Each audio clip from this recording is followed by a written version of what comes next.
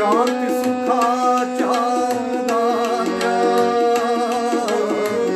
शांती सुखाच्या दात्या, शांती सुखाच्या दात्या, शांती सुखाच्या दात्या, शांती सुखाच्या दात्या, माझ्या प्रभुराया, राया, राया, माझ्या राया,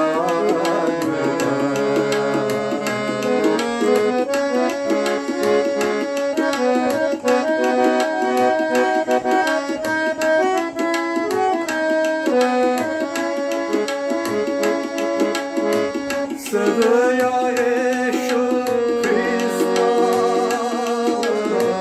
सदया येशू ख्रिस्ता,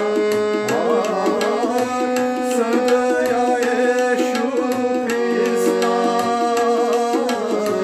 सदया येशू ख्रिस्ता, सदया येशू ख्रिस्ता, माझ्या प्रभुराया, राया, माझ्या राया, पतित जनांच्या दात्या, पतित जनांच्या दात्या, माझ्या प्रभुराया, राया, माझ्या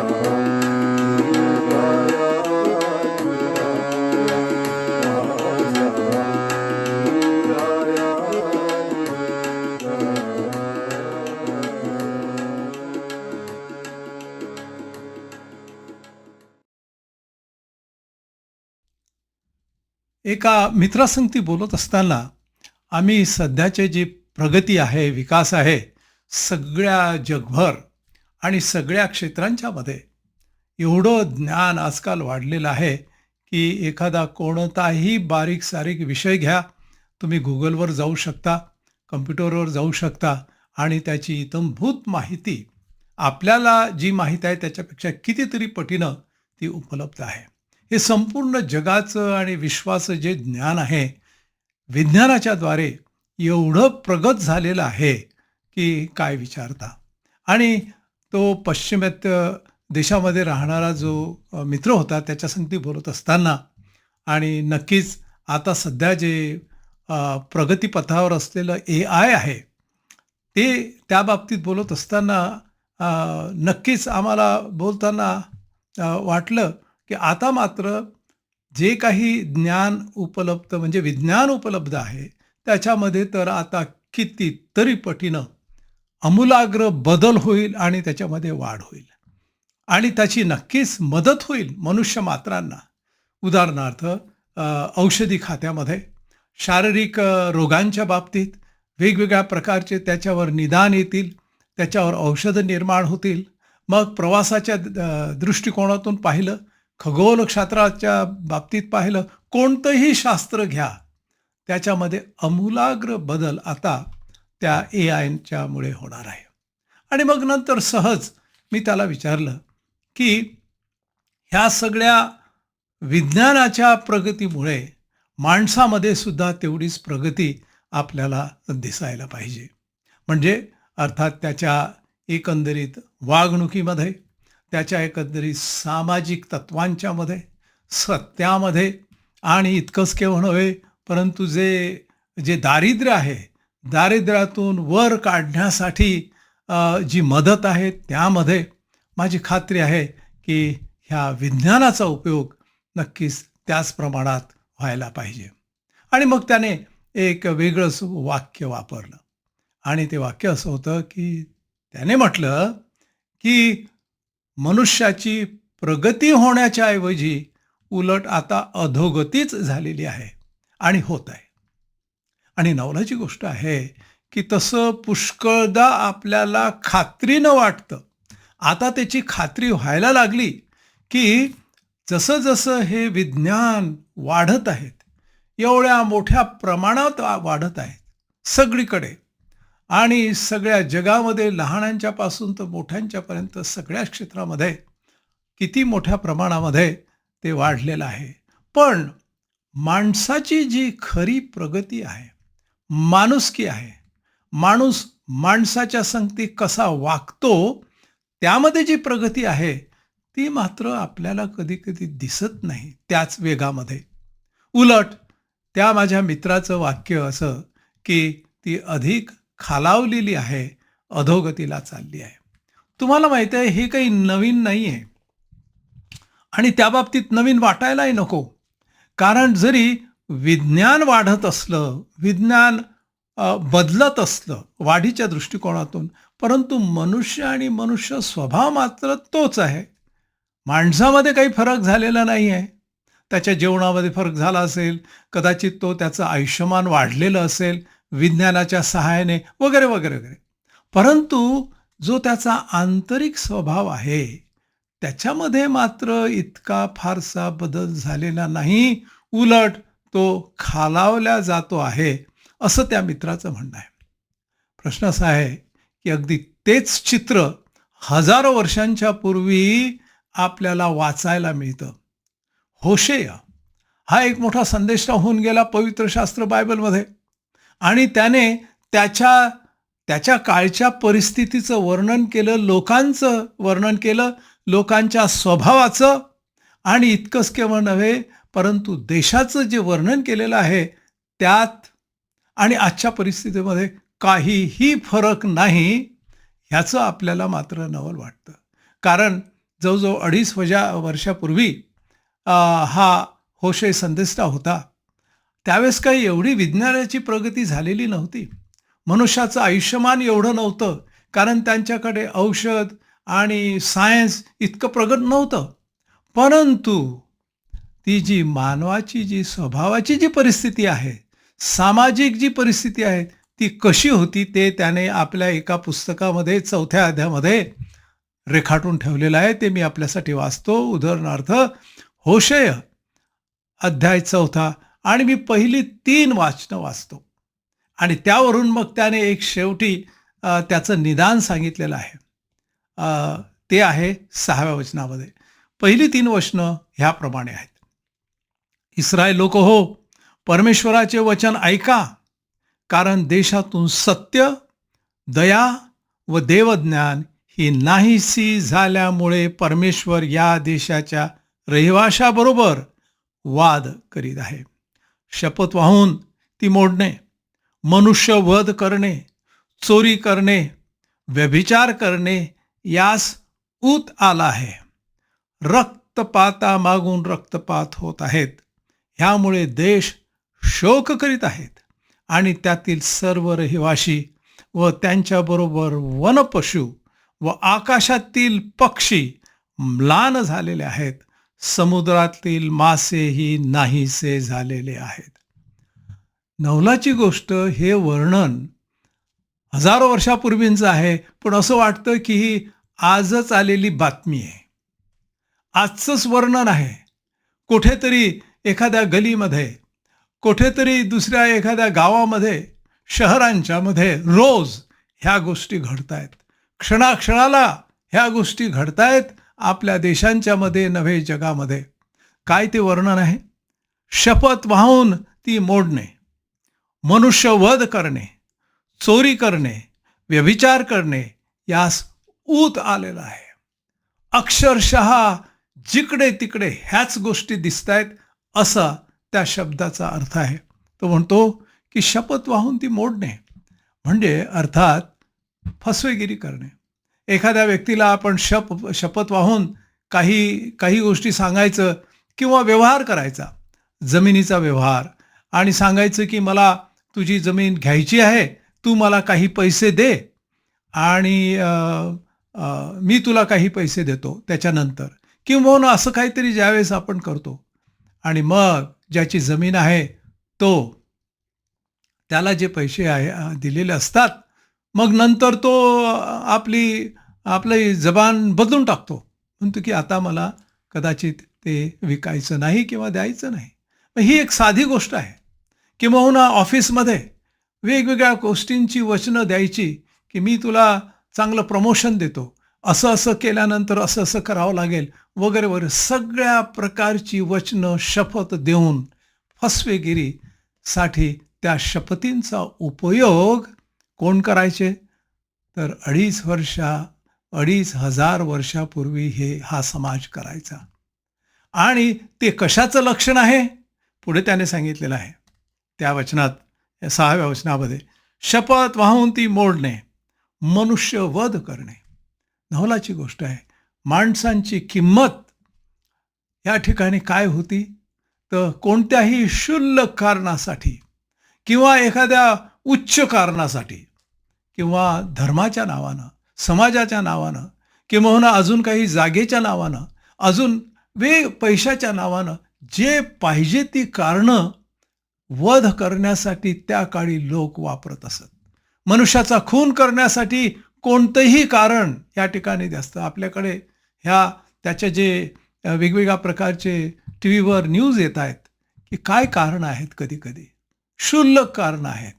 आणि त्या क्षुल्लक कारणांच्या मध्ये माणसांची किंमत एखाद्या जनावरासारखी त्या काळामध्ये, म्हणजे 2,000-2,500 वर्षांच्या पूर्वीची गोष्ट ही या ठिकाणी रेखाटलेली आहे. फारसा फरक झालेला नाही आज. आणि मग पुढचं असं चोरी करणे, अर्थात प्रत्यक्ष चोरी करणं ती एक गोष्ट आहे, परंतु वेगवेगळ्या पद्धतीनं चोरी करणं. तुम्हाला माहीत आहे त्या बाबतीत वेगवेगळ्या प्रकारे लोक इंटरनेटवर कशी लोकांची लुबाडणी करतात, कशा प्रकारे तरुणींना जे मोठमोठ्या कामावर आहेत वेगवेगळ्या प्रकारची आमिष दाखवून मग त्यांच्याकडून पैसा कसे ते लुटतात, ह्याची ही उदाहरणं म्हणजे चोरीची उदाहरणं आहेत. सुशिक्षितपणे कम्प्युटरचा आणि सायन्सचा सगळ्यांचा उपयोग करून चोरी करणे. मंडळी, त्या प्रवृत्तीमध्ये काहीही फरक झाले नाही. विज्ञान वाढलेल्या विज्ञानाचा उपयोगच आपण ह्या अशा गोष्टींच्यासाठी आज पाहतो. व्यभिचार करणे यास ऊत आला आहे. त्याच्या समाजाची परिस्थिती, होशेच्या समाजाची परिस्थिती त्याने ह्या ठिकाणी रेखाटलेली आहे. असं वाटतं की आपल्या बाजूच्याच मोहल्ल्यातलं वर्णन आहे किंवा आपल्या शहराचं वर्णन आहे की काय, समाजाचं हेच वर्णन आहे की काय. व्यभिचार करणे ह्याला ऊत आलेलं आहे. म्हणजे या ठिकाणी महिलांना एक प्रकारे फक्त एक साधन म्हणून, एक वापरण्याची वस्तू म्हणून त्या काळामध्ये याचं वर्णन ह्या ठिकाणी दिसतं. आणि मला असं वाटतं की आज सुद्धा काही तत्वज्ञानांच्या मध्ये, काही शिक्षणांच्या मध्ये महिलांच्याकडे तसल्याच प्रकारचं पाहण्यात येतं. सारखपणा आणि मान महिलांचा जर कुठे मिळत असेल तर आपल्याला माहीत आहे की पवित्र शास्त्र बायबल. ते ज्ञान कुठं आहे? एवढं मोठं विज्ञान ह्या जगामध्ये वाढणार आहे. याच्या पुढे तर अजून किती कमालीचं ज्ञान वाढणार आहे. परंतु जे खरं सामाजिक आणि जे समंजसपणाचं, प्रीतीचं जे ज्ञान आहे ते कुठे आहे? आणि मग त्याने काय सांगितलं मी तुम्हाला ह्या ठिकाणी आपल्यासाठी वाचतो 6वं वचन. ज्ञानाच्या अभावी माझ्या लोकांचा नाश झालाय. हे नाशाचं चित्र सांगितलेलं आहे. ज्या वेळेस अशा गोष्टी एखाद्या समाजामध्ये घडतात की ज्या पूर्वीपासून घडत आहेत, ते नाशाचं दर्शक आहे. तू ज्ञानाचा अव्हेर केला म्हणून मीही तुझा अव्हेर केलेला आहे. म्हणजे याचा अर्थ असा की तुम्ही विज्ञानाचा स्वीकार केला, त्याच्यामध्ये परिश्रम करून त्याची वाढ केली आणि वाढ होत आहे, परंतु जे समाजासाठी उपयुक्त ज्ञान आहे, जे देवाचं ज्ञान आहे, तेच मात्र तुम्ही बाहेर फेकून दिलं. आणि तेच ह्या ठिकाणी वर्णन आहे. ज्ञानाचा आता अभाव आहे. म्हणजे अर्थात मी याजकाचे काम तुला करू देणार नाही. तू आपल्या देवाचे धर्मशास्त्र विसरलास म्हणून मीही तुझ्या मुलास विसरेन. मी तुमच्या कुटुंबांना विसरून टाकेन. कारण की जे खरं ज्ञान आहे ते, मग ह्या सर्व गोष्टींच्या उलट म्हणजे ज्ञान. हे जे सगळ्या विनाशकारी अनितीच्या गोष्टी, असत्याच्या गोष्टी, मारण्याच्या गोष्टी, मारक गोष्टी, ह्याच्या उलट जर आपण विचार केला तर ते ज्ञानाचं लक्षण आहे. त्या समाजामध्ये, त्या व्यक्तींच्यामध्ये, त्या कुटुंबामध्ये ते ज्ञान आलेलं आहे, किंबहुना यायला पाहिजे असा त्याचा अर्थ आहे. आणि म्हणून पहिल्या वचनामध्ये होशे असं म्हणतो, इस्रायल लोक हो, परमेश्वराचे वचन ऐका, कारण देशातून सत्य, दया व देवज्ञान ही नाहीशी झालेली आहे. आणि म्हणून परमेश्वर या देशाच्या रहिवाशाबरोबर वाद करीत आहेत. म्हणजे काय? देव तुमच्याबरोबर बोलू इच्छितो, देव तुमच्याबरोबर संवाद इच्छितो असा त्याचा अर्थ. ह्या ठिकाणी काही गोष्टी त्याने सांगितलेल्या आहे की कोणत्या गोष्टी त्या ठिकाणी यायला पाहिजेत. उदाहरणार्थ सत्य, हे गेलं, आता सत्य यायला पाहिजे. कोणतं सत्य? आपल्या शेजाऱ्या पाजाऱ्यांच्या संगती वावरत असताना, व्यवहार करीत असताना, बोलत असताना जे संपूर्णतः कधी कधी असत्यावर आधारलेलं असतं, त्या ठिकाणी सत्य येऊ द्या असा त्याचा अर्थ आहे. तुम्हाला माहिती आहे कितीतरी व्यवहार, बोलणं, एकमेकांच्या संगती बोलणं वगैरे वगैरे असत्यावरच चालू असतं. एका दुकानदाराला मी विचारलं का, अरे तुमचे हे बाजूचे दुकानदार काहीतरी सुधारकाम करतायत, त्या ठिकाणी ते चांगला पेंट देत आहेत, पूर्ण आता दुकान नवीन दिसत आहेत, काय वाटतं किती खर्च आला असेल? त्यांचं उत्तर असं होतं, अरे ते एवढा लाख सांगतात. परंतु मग नंतर त्यांनी वाक्य वापरलं की कोण जाणे खरं सांगतो की नाही. म्हणजे शेजारचा दुकानदार खरोखरच खरं बोलतो की नाही याची शाश्वती नाही.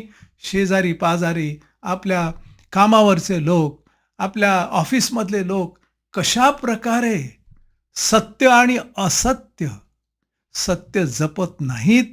आणि ह्या लोकांनी, होशे असं म्हणतो की त्यांनी सत्य ह्यावर आपला समाज उभारला नाही. दया व देवज्ञान ही नाहीशी झालेली आहे. दया, तुम्हाला माहीत आहे की आज उलट एवढे गरीब आणि लाचार लोक आहेत, दुबळे लोक आहेत जगामध्ये. विज्ञान एवढं वाढून सुद्धा, औषधाचं ज्ञान एवढं वाढून सुद्धा तरीही आपल्याकडे दुर्बळ, अशक्त, हतबल असे कितीतरी लोक ह्या जगामध्ये वाढतच आहेत.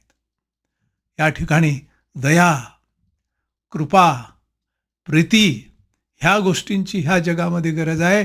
हे जे ज्ञान आहे, प्रीतीचं ज्ञान, शेजाऱ्यावर आपल्यासारखी प्रीती करणं, ते त्या दयेतून निर्माण होऊ शकतं.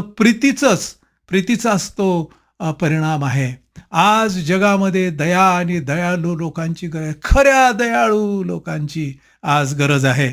ते वापस यायला पाहिजे. देवज्ञान हे सुद्धा त्यांच्यातलं नाहीसं झालेलं होतं. अर्थात माझी खात्री आहे की बरेच लोक धार्मिक असतील, देवाधर्मांचं कार्य करीत असतील, पाळत असतील, परंतु असं दिसतं की ज्या देवाच्या पासून सत्य, ज्या देवाच्या पासून दया, कृपा आणि प्रीती आली, त्या देवाचा विसर त्यांना पडला. त्याच देवाला ते विसरलेत. नवलाची गोष्ट आहे. आणि म्हणून त्यांच्याकडे देव वगैरे खूप असतील, पण ज्या देवाने प्रेम, प्रीती, दया, कृपा, सेवा, क्षमा हे शिकवलं, हा देव त्यांच्यामधून निघून गेलेला होता. आणि म्हणून ह्या ठिकाणी तो म्हणतो, ज्ञानाच्या अभावी माझ्या लोकांचा नाश झाला. हे नाशाची दर्शकं आहेत, हे नाशाची चिन्ह आहेत. कोणती आहेत नाशाची चिन्ह?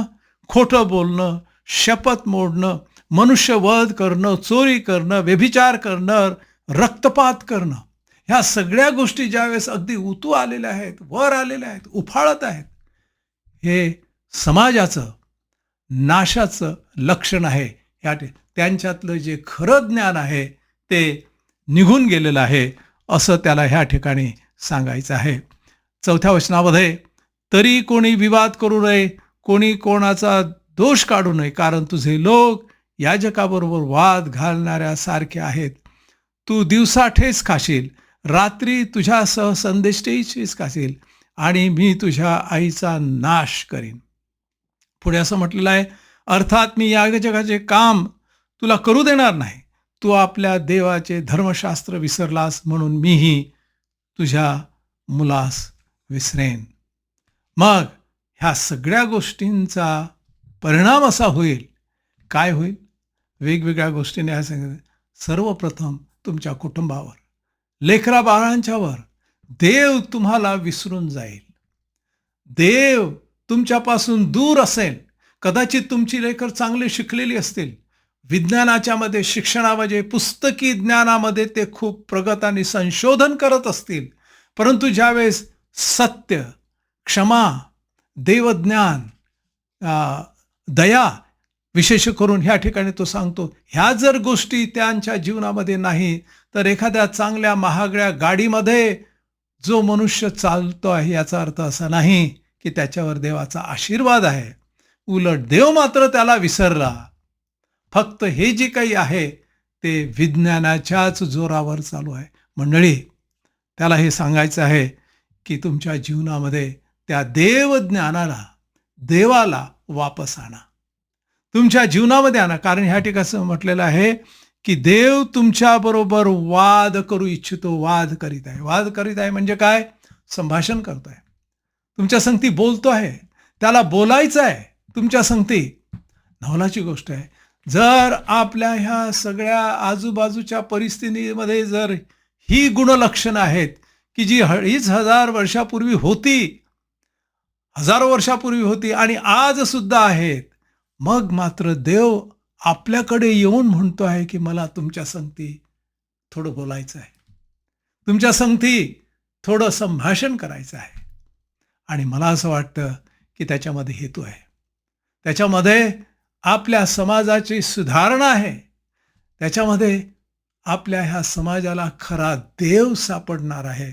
कारण तो देव जो क्षमेचा, सत्याचा देव आहे, प्रीतीचा देव आहे, तो आपल्या संगती संवाद करू इच्छितो. आणि सर्वात मोठा संवाद त्याने जो साधला तो प्रभू येशू ख्रिस्ताच्या द्वारे. ह्या जगात प्रभू येशू ख्रिस्त आले आणि ह्या जगात प्रभू येशू ख्रिस्तांनी जीवन जगलं.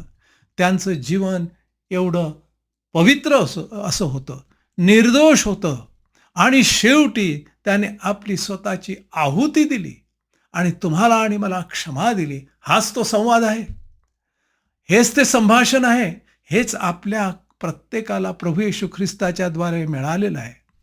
प्रश्न असा आहे की त्या काळी ते लोक तयार होते का तो संवाद ऐकायला, त्या देवाबरोबर बोलायला?